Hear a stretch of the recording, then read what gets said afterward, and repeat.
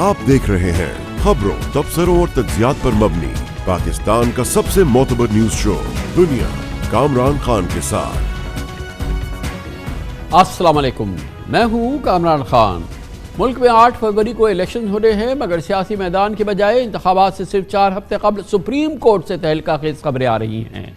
सिर्फ 36 घंटों में सुप्रीम कोर्ट के 2 जजेस मुस्ताफ़ी हो गए हैं। जस्टिस एजाजुल एहसन, जिन्हें अक्टूबर में चीफ जस्टिस पाकिस्तान का ओहदा संभालना था, उन्होंने पुरस्कार तौर पर आज अचानक इस्तीफ़ा दे दिया, जबकि गुज़िश्ता रोज़ सुप्रीम कोर्ट के जस्टिस मज़ाहिर अकबर नकवी मुस्ताफ़ी हो गए थे। इन दोनों इस्तीफ़ों ने सुप्रीम कोर्ट में तकसीम के तासुर पर महर सब्त कर दी है। सदर पाकिस्तान को भेजे गए अपने इस्तीफ़े में जस्टिस एजाजुल एहसन ने लिखा है कि मेरे लिए एजाज़ की बात है कि मैंने हाई कोर्ट और सुप्रीम कोर्ट में बतौर जज लाहौर हाई कोर्ट के चीफ जस्टिस की हैसियत से भी जिम्मेदारी निभाई। उन्होंने लिखा कि मैं मज़ीद काम जारी नहीं रखना चाहता और सुप्रीम कोर्ट की जज की हैसियत से मुस्ताफ़ी हो रहा हूँ। जस्टिस एजाजुल एहसन के इस्तीफ़े ने कानूनी माहिरीन समेत उनके नाक़दीन और दोस्तों सबको हैरान कर दिया। दूसरी जानिब आज सुप्रीम जुडिशल काउंसिल में भी गैर मामूली समाअत हुई। काउंसिल ने गुज़िश्ता रोज़ मुस्ताफ़ी होने वाले जस्टिस मज़ाहिर अकबर नकवी के खिलाफ करप्शन रेफरेंस की कार्रवाई जारी रखने का फैसला किया, जो सुप्रीम कोर्ट की तारीख में अनप्रेसिडेंटेड है। कानूनी माहिरीन समझते हैं कि मौजूदा कानून में अगर कोई जज मुस्ताफ़ी हो जाए तो उसके खिलाफ सुप्रीम जुडिशल काउंसिल की जानिब से कार्रवाई करने की कोई गुंजाइश मौजूद नहीं है। एक तरफ सुप्रीम कोर्ट को अंदरूनी भूचाल का और तो दूसरी जानिब इंतखाबात से जुड़े अहम केसेस का भी इस वक्त सामना है, और जो कि आखिर घूम फिर कर सुप्रीम कोर्ट पहुंच चुके हैं। पीटीआई का इंतखाबी निशान बल्ला रहे ना रहे, कल सुप्रीम कोर्ट का 3 नुकरी बेंच समाअत के बाद फैसला करेगा। बेंच की सरबराही चीफ जस्टिस ऑफ पाकिस्तान जनाब जस्टिस काजी फ़याज़ ईसा करेंगे। माहिरीन समझते हैं कि मुल्क में मुनसिफाना इंतखाबात के इनेकाद में सुप्रीम कोर्ट का किरदार नहायत कलीदी होने जा रहा है, और इसका मरकजी नुकता होगा कल का केस जो सुप्रीम कोर्ट में पहुंच चुका है, जिससे पीटीआई की इंतखाबी तकदीर का भी फैसला होगा और मुनसिफाना और शफाफ इलेक्शन की भी तकदीर। बहुत अहम डेवलपमेंट, इस पर बात करने के लिए हमें ज्वाइन कर रहे हैं जनाब हसनात मलिक, पाकिस्तान में जुडिशल अफेयर्स कोर्ट अफेयर्स के मुमताज़ सीनियर कॉरेस्पॉन्डेंट। बहुत बहुत शुक्रिया हसनात मलिक साहब। आपके लिए भी यकीनन एक अचंभे की बात होगी, ये तो कहीं वहम गुमान में नहीं था कि जस्टिस एजाजुल एहसन का अचानक इस्तीफ़ा सामने आ जाएगा, और इस तरह के इस्तीफ़ों की सुप्रीम कोर्ट की पाकिस्तान की टमल्चुअस तारीख में भी कोई मिसाल नहीं है। जी बिल्कुल कामरान साहब, ये सब के लिए एक शॉकिंग न्यूज़ है। कोई भी ये एक्सपेक्ट नहीं कर रहा था कि जस्टिस एजाजुल एहसन रिज़ाइन कर देंगे। ये इतलात तो थी कि अब जस्टिस मज़ाहिर नकवी के इस्तीफ़े के बाद जो टारगेट हैं वो जस्टिस एजाजुल एहसन होंगे, उनके ख़िलाफ़ कुछ कंप्लेंट फ़ाइल होंगी, लेकिन ये भी था कि वो इन कंप्लेंट का सामना करेंगे, और क्योंकि उनकी वकला में सपोर्ट है, हामिद खान और जस्टिस एजाजुल एहसन एक ही चैम्बर में काम उन्होंने किया है, तो ये था कि जो प्रोफेशनल ग्रुप है वो तो उनको लाजमी सपोर्ट करेगा। तो इतना आसान नहीं होगा कि जस्टिस एजाजुल एहसन को घर भेजा जाए। अब जिस तरीके से उन्होंने इस्तीफ़ा दिया है, ये बड़े सवालात अब इस पे उठ रहे हैं कि क्या वजूहात हैं। वजूहात का नहीं मालूम, ना अगर कोई ऐसा कंप्लेन आनी थी वो आ जाती तो फिर उससे पहले ये चीज़, ये क्या वजह है, क्या लवाजमात थी, क्या कोई मटीरियल कोई था, जो ये भी है कि उनके कुछ ऐसी चीज़ें जो उनके सामने आई तो उन्होंने मुनासिब समझा कि वो छोड़ जाएं, या सुप्रीम कोर्ट के जो मौजूदा हालात हैं इसमें उन्होंने देखा कि अब चलना मुश्किल है। लेकिन हम ये भी देख रहे हैं कि जस्टिस काजी फ़ईसा जो अब चीफ जस्टिस हैं, वो इनसे ज़्यादा सख्त हालात में उन्होंने अपना टाइम पास किया, तो उन्होंने फेस किया।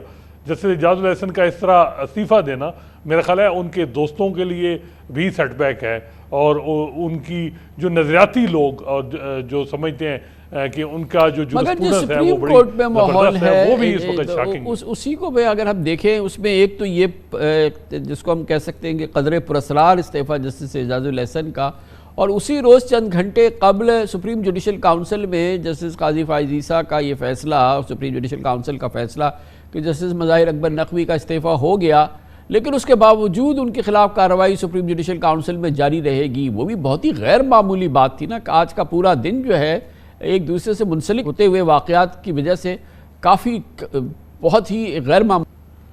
जी बिल्कुल, इस हवाले से रिपोर्ट ये भी हो रहा है कि जब सुप्रीम जुडिशल काउंसिल के इजलास से पहले जस्टिस एजाजुल एहसन, क्योंकि वो सुप्रीम जुडिशल काउंसिल के मेंबर थे, तो उनकी ये बहस रही कि अब वो रिज़ाइन कर गए हैं तो हमें मामला जो है वो प्रोसीडिंग ड्रॉप कर देनी चाहिए। लेकिन मेजॉरिटी ने ये जो है वो सुप्रीम जुडिशल काउंसिल का वो इजलास जो है वो में बैठी, फिर उनको बताया गया कि एक जज नहीं है तो सुप्रीम जुडिशल काउंसिल के पूरे जो है 5 मेंबर होने चाहिए, तो फिर जस्टिस मंसूर अली शाह को बिठाया गया। लेकिन एक बात बड़ी वाज़ेह है कि सुप्रीम जुडिशल काउंसिल के सामने सुप्रीम कोर्ट का आर्डर है, गो कि वो जस्टिस एजाजुल एहसन और जस्टिस मुनीब अख्तर का डिवीजन बेंच उस पर इख्तलाफ हो सकता है, लेकिन वो जुडिशल आर्डर है जिसमें बड़ा वाज़ेह है कि कोई जज जो है वो इस्तीफ़ा दे दे या रिटायर्ड जज, उसके खिलाफ जो है वो सुप्रीम जुडिशल काउंसिल कार्रवाई नहीं कर सकती। जूरिस्प्रूडेंस तो यही है। सुप्रीम जुडिशल काउंसिल को भी एक आर्डर इन फील्ड होने में के बावजूद भी आगे जाएगी तो बड़े सवालात उठेंगे।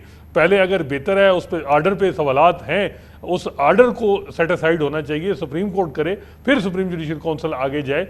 लेकिन जिस तरीके से अब सुप्रीम जुडिशल काउंसिल ने आज की कार्रवाई की, मेरा ख्याल है कि वो कोई अच्छा प्रेसिडेंट नहीं है। क्योंकि सुप्रीम कोर्ट का आर्डर अगर सुप्रीम जुडिशल काउंसिल ही नहीं फॉलो करेगी तो फिर और कौन करेगा। उस पर इख्तलाफ हैं कि अटॉर्नी जनरल को नोटिस नहीं किया गया या इस तरह कोई तरीका नहीं है कि एक जज जिस पे बड़े ग्लेयरिंग किस्म के एविडेंस हो और वो रिज़ाइन कर जाए और अपनी पेंशन और मराद के लिए जो है वो उनका तहफ़्फ़ुज़ उसको मिल जाए। ये बात हो सकती है, इस पर डिबेट हो सकती है, इंटरप्रिटेशन की ज़रूरत है, लेकिन सुप्रीम जुडिशल काउंसिल को पहले उस मामले को सुप्रीम कोर्ट में देखना जो है वो सुप्रीम कोर्ट के जजेस देखें, फिर सुप्रीम जुडिशल काउंसिल तो जो है वो इस मामले की अच्छा, को प्रोसीड करे। ये सब हो रहा है। ये बात है कि अब जस्टिस एजाज जी फरमाइए। अब ये है कि जब जस्टिस एजाजुल एहसन इस्तीफा दे चुके हैं तो मेरा नहीं ख्याल कि अब ज़्यादा इस मामले को चलाया जाएगा। कल में भी कोशिश की जाएगी कि मामला केस एडजर्न कर दिया जाए, क्योंकि अब ये चीज़ें बहुत जो है बढ़ गई हैं। जो एक लेकिन अब इसमें एक अहम बात यह है ना कि अब कल एक बहुत ही कलीदी सवाल है, कल बहुत ही इंपॉर्टेंट केस आ गया है सुप्रीम कोर्ट के सामने, अगले इलेक्शन के तमाम दारोमदार इस केस पर है।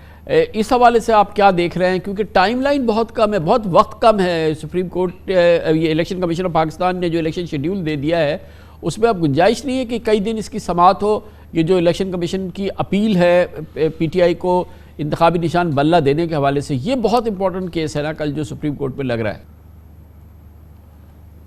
जी बिल्कुल, ये लग रहा है और इलेक्शन कमीशन की लीगल टीम भी बड़ी powerful legal team, Makhdoom Ali Khan को एंगेज किया गया है, सीनियर वकील सिकंदर बशीर मोहम्मद भी हैं, और इसके अलावा इलेक्शन कमीशन के जो ऑफिशियल्स हैं, जो उनका लॉ डिपार्टमेंट है, वो बड़ा कॉन्फिडेंट है कि सुप्रीम कोर्ट इस आर्डर को, पेशावर हाई कोर्ट के आर्डर को सस्पेंड कर देगी।